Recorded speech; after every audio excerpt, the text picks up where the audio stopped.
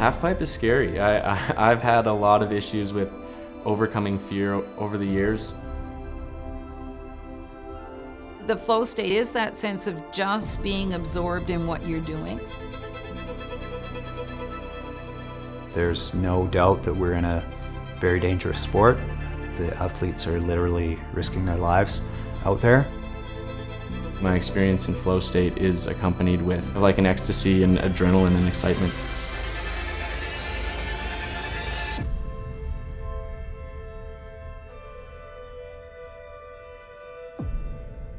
What we know about flow now is that there are certain triggers for flow that help set the internal preconditions for the state. So for example, anytime there is a lot of risk or consequence, we know that that changes what's happening inside of us, right? We get activated, our heart rate goes up, we get a dump of adrenaline. It has a very profound effect on our inner state, right? So those kinds of experiences where there's a lot of risk, where there's a lot of novelty, whenever we're in a rich, big natural environment, those are all well-known flow triggers. So whenever we're in a situation where there's risk or consequence or novelty, that changes our inner real estate in some really significant ways.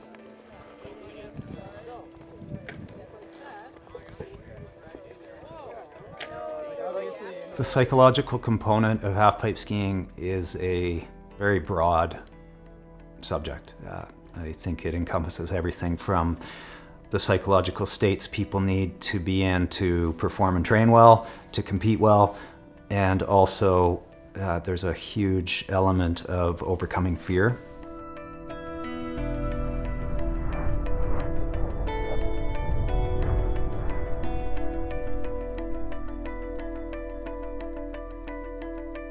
I am Trennan Painter, and I'm the head coach of the Canadian National Halfpipe Ski Team. Okay. You don't even have to hit it right now, but come over there, start running it out, start running lines, and tell me if you feel like this is where, because what we want is, we want this switch left out. There's no doubt that we're in a very dangerous sport.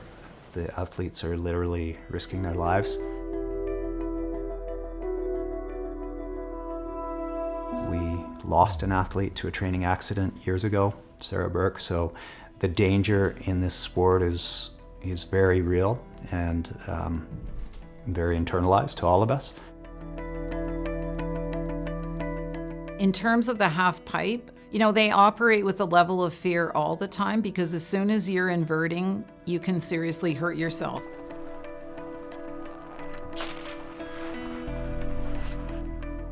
That element of the psychology, I think, is unique perhaps more to action sport than some other sports, where what you need to do in order to win is risk serious injury or death.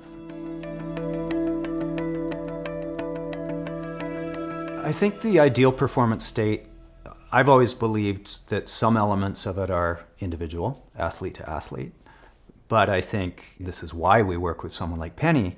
There are scientifically proven elements of mental states that help with things such as stress reduction, recovery, the difference between sympathetic and parasympathetic states. This is, of course, her expertise, and that's why we work with her. Noah, she's done a lot of work with him in particular around managing the fear of practicing some of the more dangerous skills.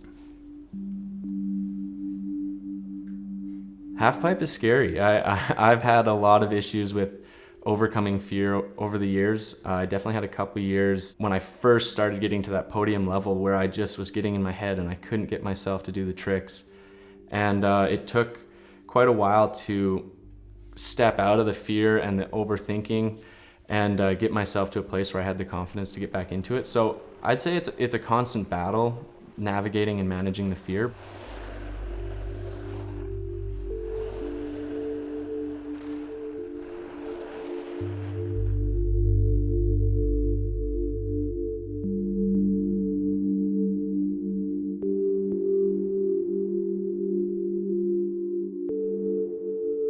Fear is cortisol and norepinephrine, and too much of these neurochemicals can actually block flow. So when there's too much fear, you're sort of locked out of the zone, right? When there's not enough stimulation, you're also locked out of the zone.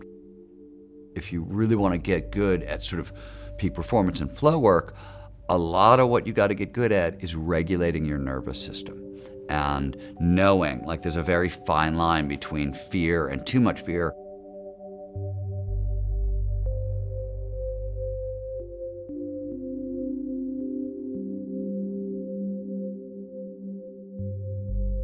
Now that we understand some of these mechanisms and some of these neurochemicals that show up in flow, we also know that we can create other situations that can release these same neurochemicals. So for example, just how you breathe changes certain neurochemistry in your brain, and your autonomic nervous system arousal can change very dramatically just by changing how you breathe.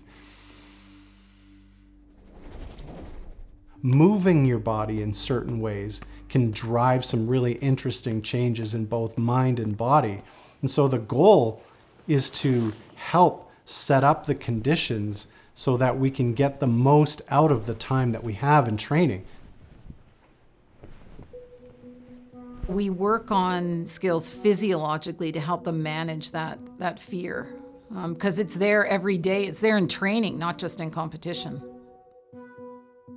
I'm Penny Werthner, and I work at the University of Calgary, and I also work as a sports psychology practitioner with quite a few of our athletes and coaches at the Olympic level in both winter and summer sports.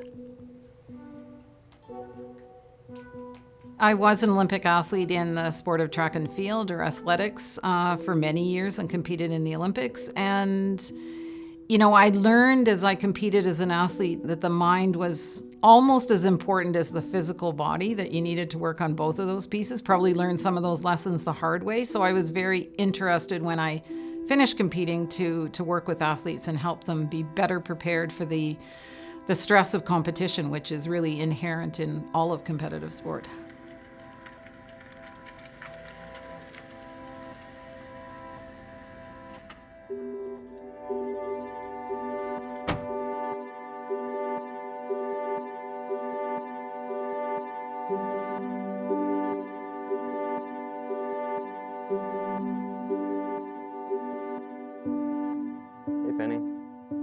Oh, I wondered how you were walking, moving. Yeah, I'm pretty mobile.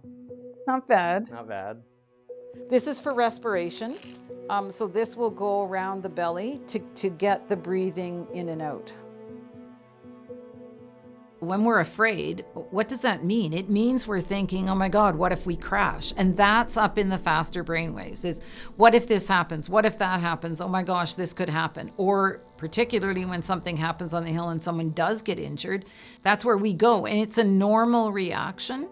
The reason it matters in sport is because then that turns into a physiological response, and it's the fight or flight response that's like, this is really critical, I could hurt myself here.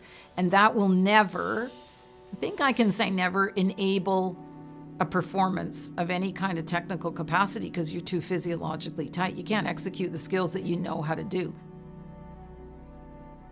It's not necessarily an all or nothing experience. I think when we hear the term flow state, what we think about is the fullest expression of flow, where we're having literally a peak experience in life. And that's absolutely real, and it's true, and it's great when it happens. But really important thing to note about flow is that it exists on a spectrum, and we have things that range from very small micro flow experiences all the way up to these macro flow or peak experiences.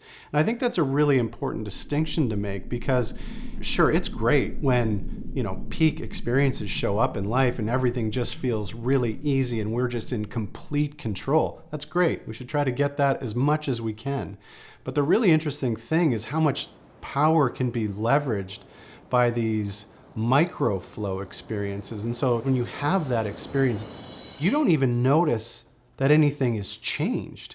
It's completely subconscious. And yet, even at that, there are these massive changes in how quickly you're able to take on new information and to solve problems and to use creativity, even when you don't necessarily feel much different.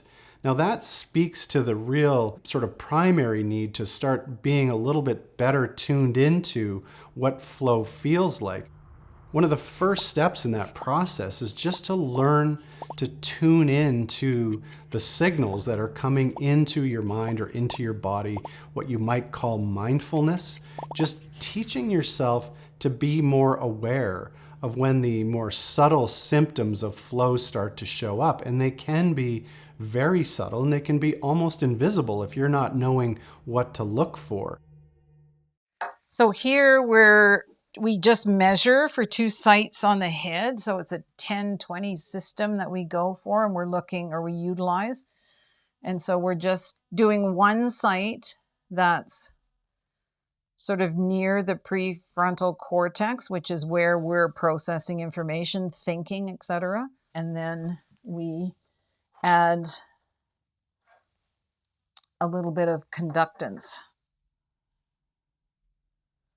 And then we do a site near the back of the head, which allows us to measure alpha, which is one of the hertz we talk about, which is sort of quieting the mind. Alpha is the dominant frequency in our brain, so we have it all over the place, but we want to see lots of it in this area. So we go and measure for this. A tool that I use, and I guess I'll call it a tool, but is biofeedback and neurofeedback. So biofeedback is really training athletes to physiologically be able to self-regulate, because when we're anxious and fearful, we, breathe faster, we sweat more, we get tighter physiologically, muscle-wise. And of course, as you can see on the hill, it's highly technical. And when you're physically tight, you can't execute the skill. And so to be able to be in that state that's not a relaxed state, but a calm state, and the muscles working the right way, then that's the critical piece. So that's what biofeedback is. And then neurofeedback is training their brainwaves. So to really 2 states, one, to be very clearly focused on the task at hand, which can move into a flow state, and then also just to calm that busy mind, because when you're fearful or worried, what happens is your brain starts racing, and so it goes to the higher brainwaves. So we're training essentially 2 states. One is to be right here in the moment, and the other state to actually let go of that and recover from that state. I was trying to remember, when did we first start doing this? Was it like 2017? I have all the notes. 16 maybe? Yeah. No, I think it was 2015, the year that Simon won X Games, because I remember that X Games was kind of a breakthrough moment for me, that was the first time I did a 3-double run. Yeah. And because I was having all the issues committing to doing the doubles. Yep. And so we had maybe only done 1 or 2 sessions, but that was kind of the breakthrough moment where I was able to quiet the mind and commit to doing these things. Yeah. And then that's what we talked about earlier, but just understanding what that feels. I mean, we use the word feel, but it's not emotional feel, but just what that state is like to just not be thinking so much. Yeah. We usually start physiologically. So we work on just calming them down, slowing them down, doing some breathing. So you just relax your head. And then we're going to do 1 minute eyes closed, 1 minute eyes open, and then about 4 minutes with the music. Okay, 1 minute eyes closed.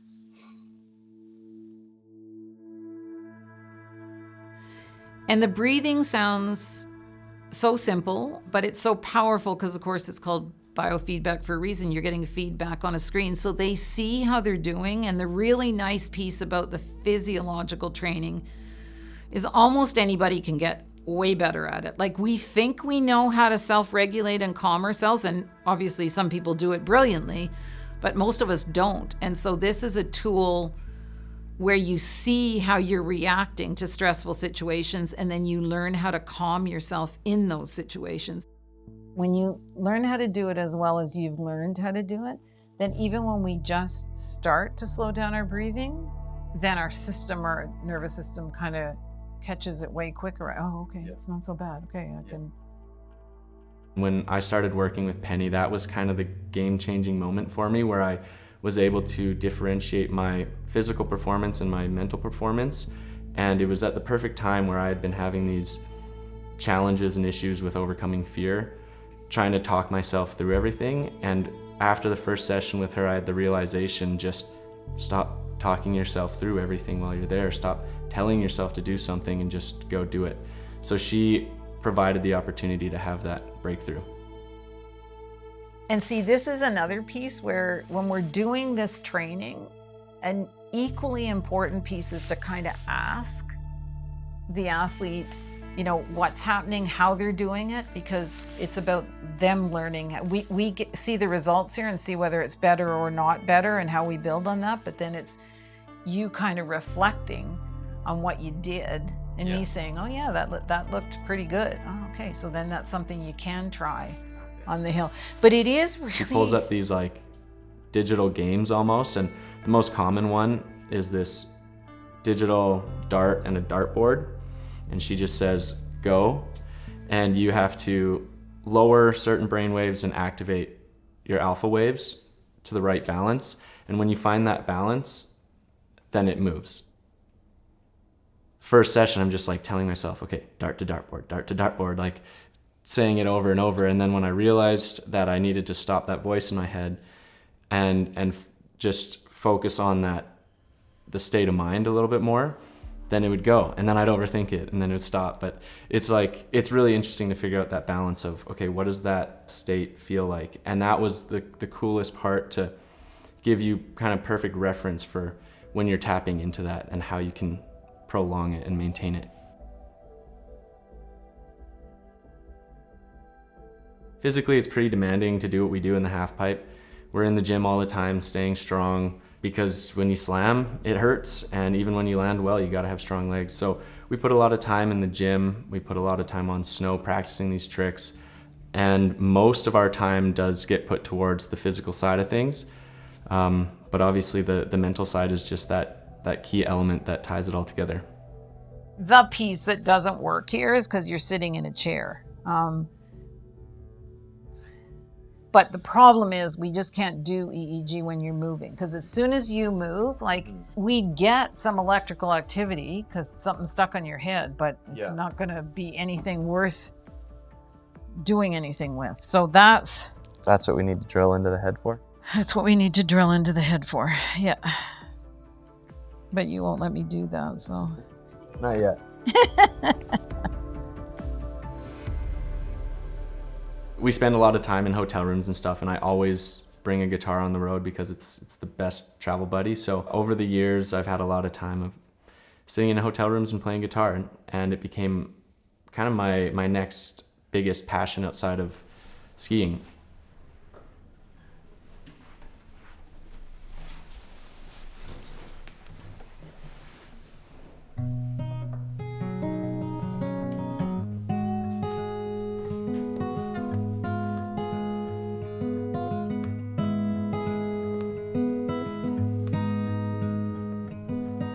I've found that process of learning a new skill or learning a new song, when you really get into it, is a very comparable experience and feeling and mindset to when I'm doing that competition run. And so I think that's what really drew me into it too, is just finding that same feeling. But it kind of saved me a little bit at a time when I was so scared on snow and I was so stressed, but I could go find that same passionate feeling through something that just I wasn't risking my body or health, and I didn't have the fear. So it balanced me out really well.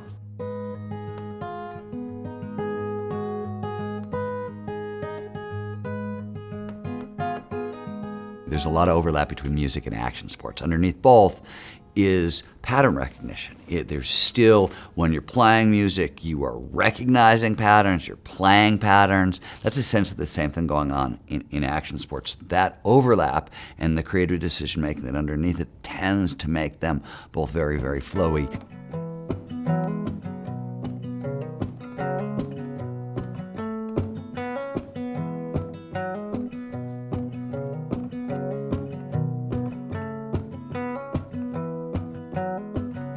It's like that escape from the stress a little bit, and just to dive into it and not worry about anything else, and the rest of the world kind of shuts down and you can just enjoy it.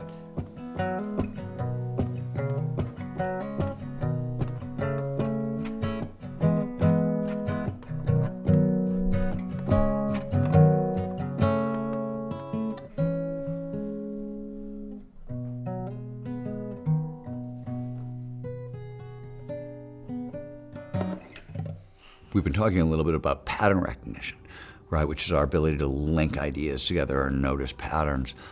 This skill gets very much amplified in flow. So when you have dopamine or norepinephrine, two of the chemicals that underpin flow in our system, they amplify what's known as signal-to-noise ratios. You see more signal than noise, and you notice more patterns. And this actually works as a flow trigger. So like creative ideas tend to spiral. One leads to the next, leads to the next, and leads to the next.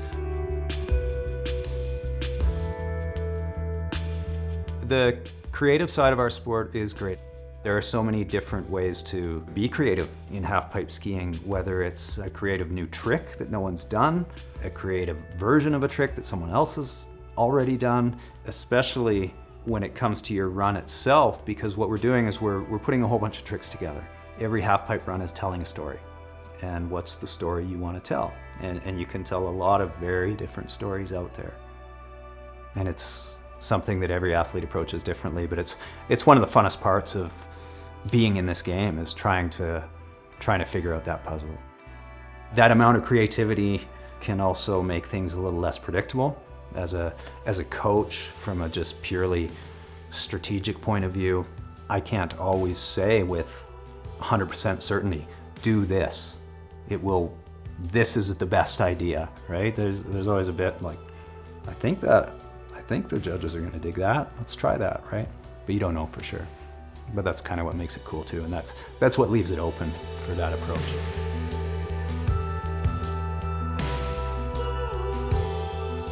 I think along with the flow state experience, for me, is typically accompanied with a lot of other emotions, because it's just a really high intensity thing that we're doing. We're taking a lot of risk. Typically my experience in flow state is accompanied with kind of like an ecstasy and adrenaline and excitement. I love the feeling because it's just like this switch in me where it's go time.